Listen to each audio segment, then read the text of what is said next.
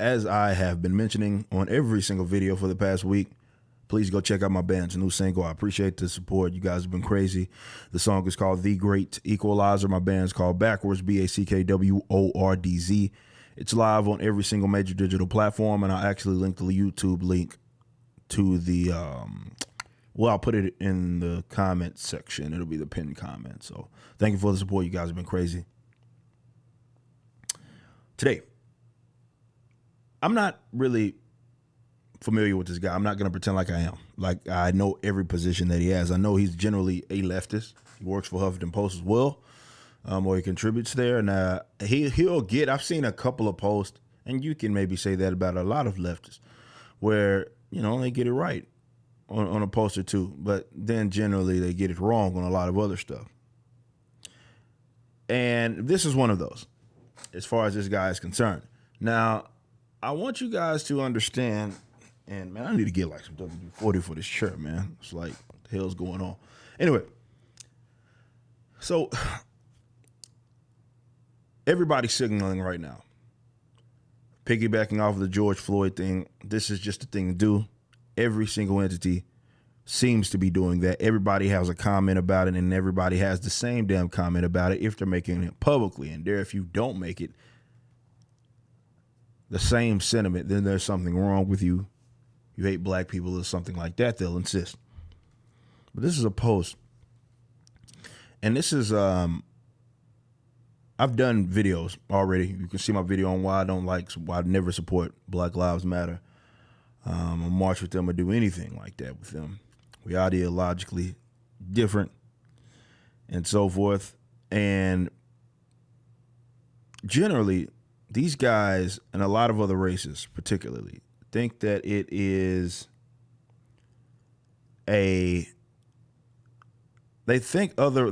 predominantly black people. This is what spawned this whole conversation that we're talking about today. But other races as well, non-white races, where they think you're pets. And they think that, and this is why people are so egotistical in this regards, and they're signaling their tail off, because they have placed it upon themselves, that responsibility to move the world of the black man. And it's insulting. It's literal racism.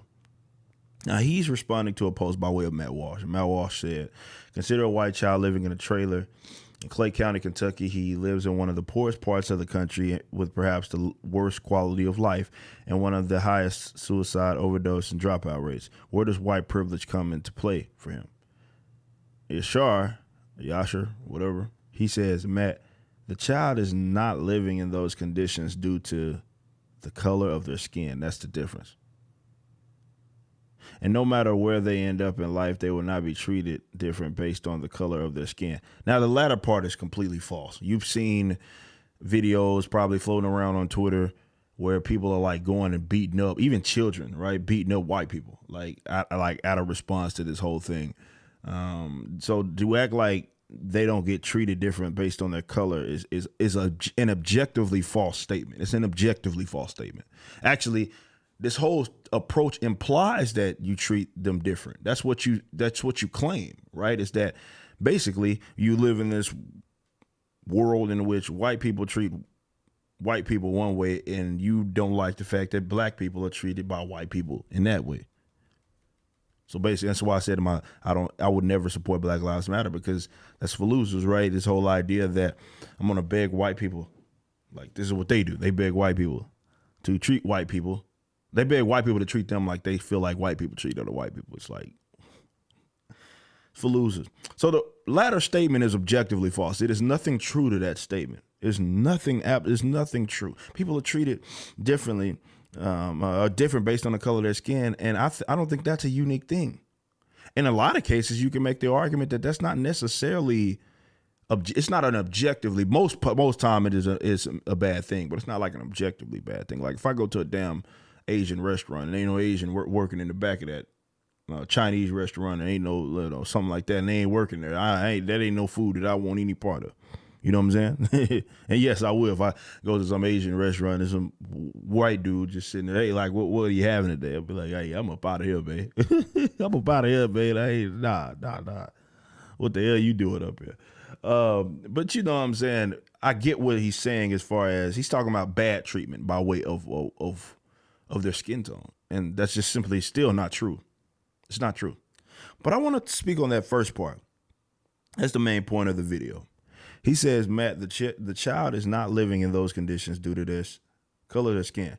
This is what he just implied, that black people, because remember, Matt is mentioning the fact that they're in these very bad positions as far as poor in a trailer and so forth, bad quality of life, high suicide rates among them, overdose, so and so.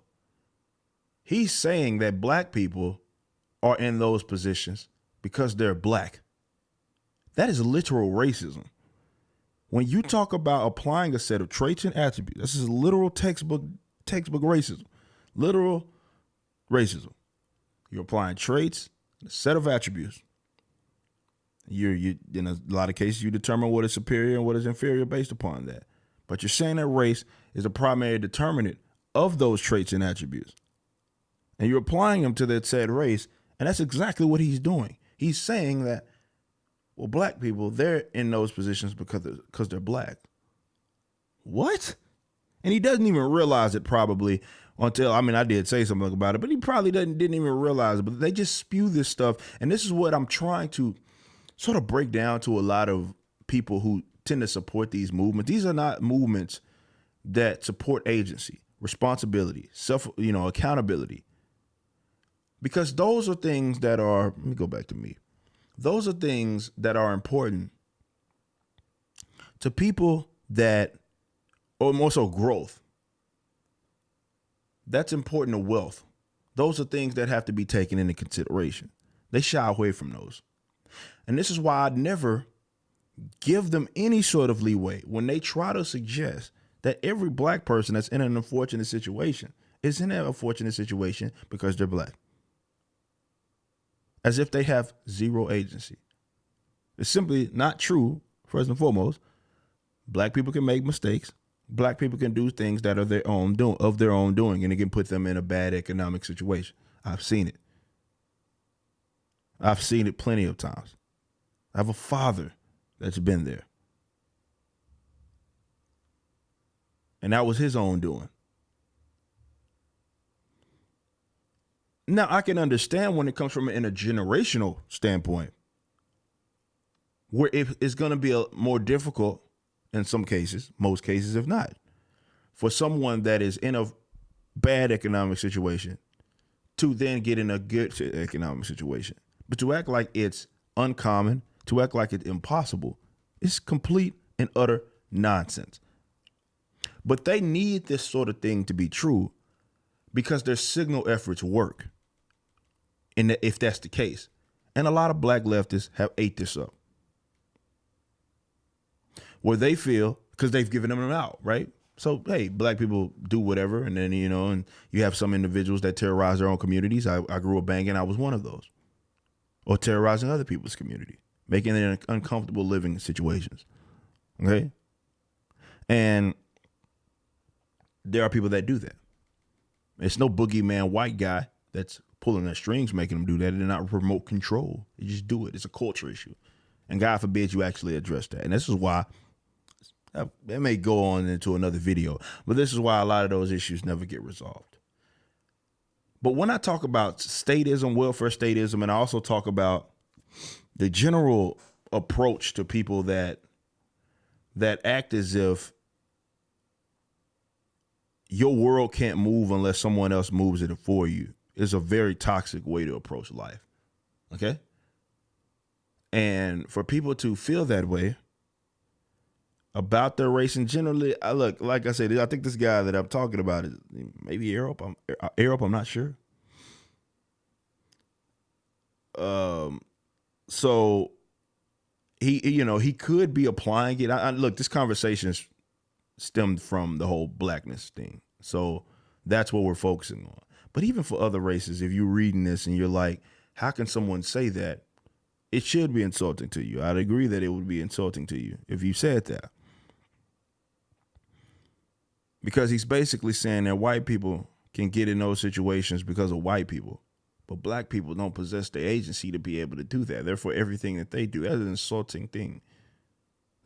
Basically, everything that they do is because of some external factor. Every position that they're in is because of some external factor, which is insane.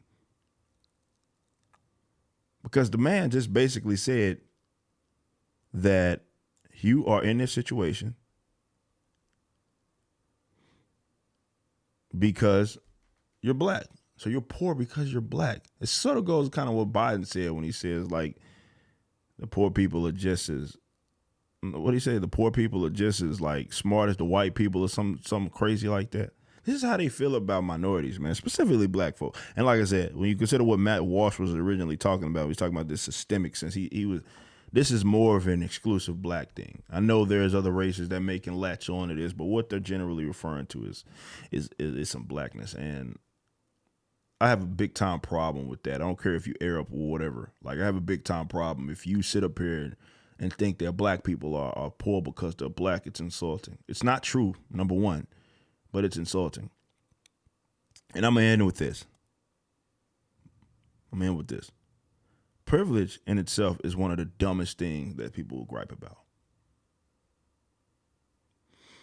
There will never, ever exist a human affair in which some type of person is not preferred to others. This exists among every single human affair. And there's nothing wrong with it.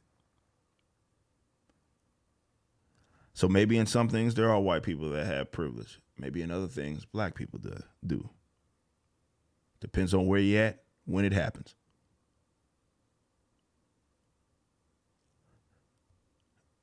And to look at that like in itself like it's an issue it's not even just ahistorical. It's more so not even the realm of reality, because we're individuals. If we were robots, I could understand that, but we're not. We're individuals of preference, and every single person, doesn't matter what given human affair that you look at. Certain models, most models are thin.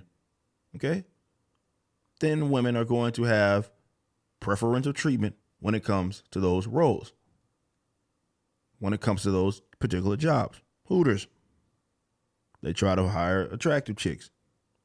Unattractive, bad-built chicks probably aren't going to be working there. Maybe not one of the girls that are handing you food. That's just what it is. They have privilege. It exists. In every single human affair, it exists. Sometimes it's not by way of race. Most times it's not by way of race. But privilege is not a thing that in itself is bad, and it requires some sort of effort by way of the entire geographical area. That's just nonsense. Just complete it's just nonsense. But it goes to show what bubble that they're living in. Because again, like I say, if you take a white person, you put them, let's say, certain pockets of the hood, that guy's privilege is non-existent.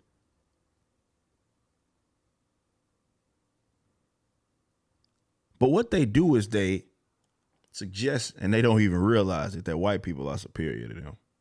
That's something I ain't gonna ever admit that. That's what you double down on, that idea, by saying that, oh, it's because you're white. That's why you're in your position.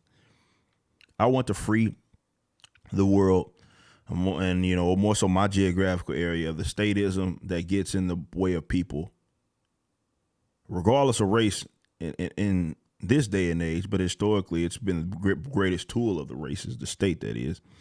And I want to get rid of that institution, the power that they have, that get in the way of folks. This is why we never talk about that, and that's never on the table. When they talk about defund the police, never is it discussed of putting the money back in the individuals.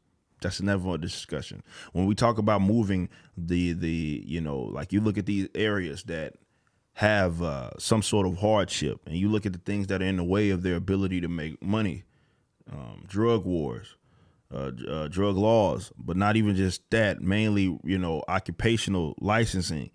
And for those that start businesses, how much it takes to what all the hoops you got to jump through in order to do that. These are things that shouldn't have to be there. Number one, at least not controlled by way of the state. Maybe some sort of marketized solution. I'm okay with that. However, what we have now, it gets in the way. All it does is get in the way. You can't even braid hair without license. You know what I'm saying? And it gets in the way of people and their ability to be able to move their economic situation. Regulations, more minimum wage laws, which price people out of the market. If you want to talk about it, historically, Bacon-Davis Act and so forth, minimum wage laws were actually what white union workers, were advocating because they wanted to price minorities, specifically black people, women, young people out of the market. They didn't want to compete with their labor. So that was the reason why that was implemented. Again, I've actually done videos on the history of the racist history of minimum wage. And you got these schools, they go to these rotten schools, you know what I mean? They're forced into these school systems, going to these absolutely rotten schools, which is an issue with the state. Right. And their solution is never to get rid of those, like the institutions that pump this poison into them. Their solution is never to try to marketize the solution, allow people the ability to move around, go to different schools. Like, for example, in that regard, that's not even on the table. It's always, okay, we got to use the state to try to move these people's world. Instead of, let's get the things that are actually legitimately in their way. The status barriers, let's get rid of those and allow them some sort of freedom to make the decision for themselves and try to move their own situation. And in the event that people want to voluntarily help, absolutely go for it. There's no libertarian that you're ever going to meet that's going to be against you reaching in your own damn pockets and helping people that you feel are in unfortunate positions in whatever way that may be. But what we have and what they always advocate is using the government to try to move people's world. And they will continue to suggest that black people are poor because they're black, and their world can't move unless white people help them, unless other races help them, unless as if we're pets, as if we have no agency, as if we can't work.